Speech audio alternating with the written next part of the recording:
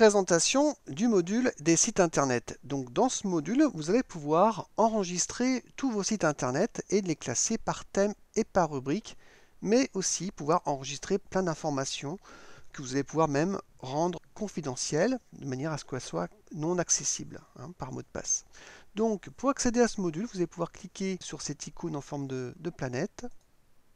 Voilà. Et vous voyez donc la liste des sites internet que j'ai déjà renseignés. Vous avez une petite étoile qui s'affiche en début de nom de site internet qui indique que ce sont des sites qui sont positionnés en tant que favoris. Donc ils arrivent en tête de liste. Donc vous allez pouvoir mettre comme ça en tête de liste des sites que vous avez l'habitude de consulter assez régulièrement. Voilà, donc vos sites internet vous sont présentés avec 4 informations. Première colonne, vous voyez la date de la dernière consultation. Deuxième colonne, vous avez le titre, enfin le nom du site internet. Ensuite, vous avez l'URL du site et pour finir, vous avez donc la rubrique de classement. Vos sites internet peuvent être classés par thème et par rubrique. Ça se passe à gauche. Vous voyez donc un tableau qui présente la liste des thèmes que vous allez pouvoir personnaliser. Vous allez pouvoir rajouter, supprimer, modifier des thèmes. Et puis, sous les thèmes, vous allez pouvoir donc spécifier des rubriques qui sont sous-jacents. Donc, par exemple, si je clique sur Finance, eh bien, je vais accéder donc aux rubriques sous-jacentes à cette thématique finance. Donc là, j'ai affiliation, j'ai assurance, banque et assimilé, bourse. Par exemple, si je clique sur banque et assimilé, vous voyez donc j'ai tous les sites internet qui sont liés à cette rubrique. On voit bien la rubrique apparaître, vous voyez, à droite du tableau. Pour réafficher l'ensemble des sites, on va cliquer sur tous les sites. Voilà, et ça permet de réafficher l'ensemble des sites sans filtre particulier de thème ou de rubrique. Vous avez deux zones de recherche complémentaires que vous pouvez utiliser pour rechercher un site internet. Par exemple, si vous saisissez Boursorama, par exemple ici, voilà, donc j'ai tous les sites qui contiennent le mot Boursorama. Si je veux filtrer encore un petit peu plus en mettant tous les sites dont le nom comporte le mot CB, voilà, j'ai les deux occurrences, CB1 et CB2. Donc là, ce sont deux liens qui sont rattachés en fait à des comptes distincts, donc deux cartes bleues différentes. Voilà, donc ça me permet d'accéder à des informations confidentielles. Nous allons voir ça tout à l'heure via un exemple. Donc, ici à droite, vous avez une boîte déroulante qui vous permet d'afficher vos sites internet sous forme sur différentes trilles d'affichage possibles. Donc, soit c'est tous les sites, soit c'est les sites qui sont récents, soit les sites qui sont associés. Donc, ça, c'est une notion que nous allons voir tout à l'heure.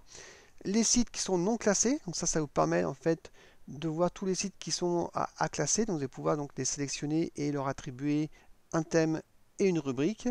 Ensuite, vous pouvez choisir des sites que vous allez pouvoir sélectionner et les afficher en cliquant sur cette option. Donc pour sélectionner des sites, il suffit de cliquer dans la case à cocher en face de chacun d'entre eux, comme ceci. Voilà, et si je clique ici sur cette option, les sites sélectionnés, vous voyez apparaître que les sites qui comportent une encoche. Donc là, je vais tout désélectionner. Je reviens là. Je peux choisir cette option, les sites du même logging. Ça, c'est intéressant, c'est que dans le cas où vous changez d'adresse email, et donc pour pouvoir vous signaler à chaque site internet que vous changez votre logging, vous cliquez sur cette option, ça va vous afficher tous les sites qui sont rattachés à ce logging avec cette ancienne adresse email pour pouvoir justement vous y connecter et faire les modifications nécessaires. Ensuite, vous avez l'option les sites supprimés pour pouvoir consulter les sites qui ont été supprimés, pour pouvoir les restaurer éventuellement, ou pour les supprimer de manière définitive. Nous allons voir maintenant comment créer un site internet. Donc on fait un clic droit sur le tableau et on va cliquer sur l'option Nouveau site internet. Voilà, et là vous avez une fiche vierge qui s'affiche. Vous allez pouvoir saisir le nom du site. Donc je vais taper Fnac par exemple. À droite, je vais pouvoir taper directement le nom de la rubrique. Donc là, c'est du commerce. Voilà. L'URL, je vais taper www.fnac.com. Ensuite, je vais pouvoir saisir mon adresse email. Sachez que vous pouvez mémoriser votre adresse email et pouvoir donc spécifier que vous voulez utiliser votre login par défaut. Et automatiquement, ça va vous afficher votre login sans que vous ayez besoin de le ressaisir à chaque fois.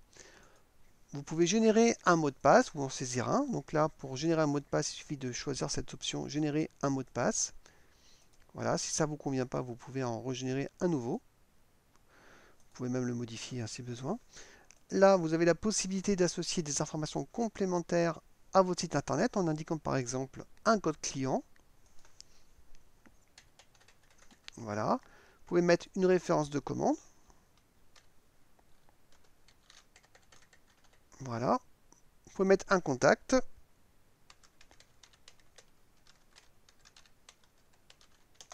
Et un numéro de téléphone.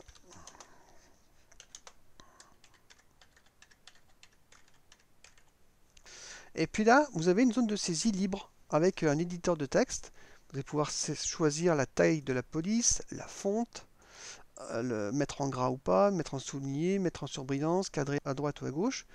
Donc là, vous pouvez mettre des informations. Par exemple, vous pouvez mettre par exemple achat d'un vélo à 750 €, mettons le 15 novembre 2023. Voilà, avec la référence de l'article par exemple. Vous pouvez agrandir la zone de saisie, vous voyez, pour plus de confort. Vous pouvez la réduire. Pour rechercher le site internet, je tapez Fnac tout simplement. Voilà, vous voyez donc il a mis en favori, mais vous pouvez enlever des favoris si vous le souhaitez, hein, comme cela. Si je rajoute, on va bien le voir apparaître en tête de liste, hein. Donc si je clique ici sur tous les sites pour réafficher, vous voyez Fnac apparaît bien ici. Voilà, je reclique dessus, je retrouve bien toutes mes informations que j'ai saisies. Voilà, donc si vous cliquez sur masquer les données confidentielles, quand vous partez de votre bureau, si quelqu'un veut accéder à votre mot de passe, il ne peut pas, hein. Il faut qu'il saisisse le mot de passe général. Donc là, je vais saisir mon mot de passe. Et là, je vois bien apparaître mon mot de passe. Sachez que dans la zone notes, vous pouvez saisir des informations confidentielles. Par exemple, imaginez que ce soit non pas la Fnac, mais que ce soit une banque, et que vous souhaitez mettre des informations comme votre RIB, votre numéro de carte bleue, même votre code carte bleue. Et bien, vous pouvez taper des informations confidentielles ici, cliquez sur cette zone, ce bouton crypté, il apparaît en vert, et vous faites enregistrer. Voilà. Donc, je reclique sur Fnac, et là, vous voyez donc les zones apparaissent en grisé, on ne peut pas les voir. Même le mot de passe n'est pas accessible. Donc si je veux débloquer l'affichage, je vais taper mon mot de passe général. Et là, je vois aussi bien mon mot de passe de mon site internet apparaître que les informations confidentielles ici. Voilà. Donc je peux annuler le cryptage si besoin, si je juge que ce n'est pas nécessaire. Voilà. Voilà comment ça fonctionne. Alors, pour ouvrir un site internet, il suffit de cliquer, vous voyez, sur la petite planète, le petit icône ici à droite, ou alors double-cliquer sur la ligne en haut, là, tout simplement. Donc là, je vais cliquer sur la petite planète. Vous voyez apparaître une télécommande, une petite palette, vous voyez ici, que vous allez pouvoir placer comme vous voulez. L'avantage de ce format, c'est que ça ne cache pas votre page internet. Vous pouvez la mettre dans la barre des tâches. Voilà. Vous pouvez la mettre dans la barre des tâches si besoin, hein, ou la faire réapparaître comme cela. Et l'avantage, c'est que vous allez pouvoir accéder à votre mot de passe. Donc, si je veux me connecter, je clique sur le bouton me connecter du site internet. Ça me demande mon adresse email. Là, je vais saisir dans la palette mon mot de passe général pour pouvoir accéder à mes informations confidentielles, notamment le login et le mot de passe. Et vous voyez donc en haut, vous avez le titre du site qui s'appelle Fnac. En dessous, vous avez le bouton login. Donc si je clique dessus, login, il m'affiche bien mon login. Ça me le stocke automatiquement dans mon presse-papier et je n'ai plus qu'à faire un coller dans la zone de saisie. Voilà. Donc je clique sur connexion.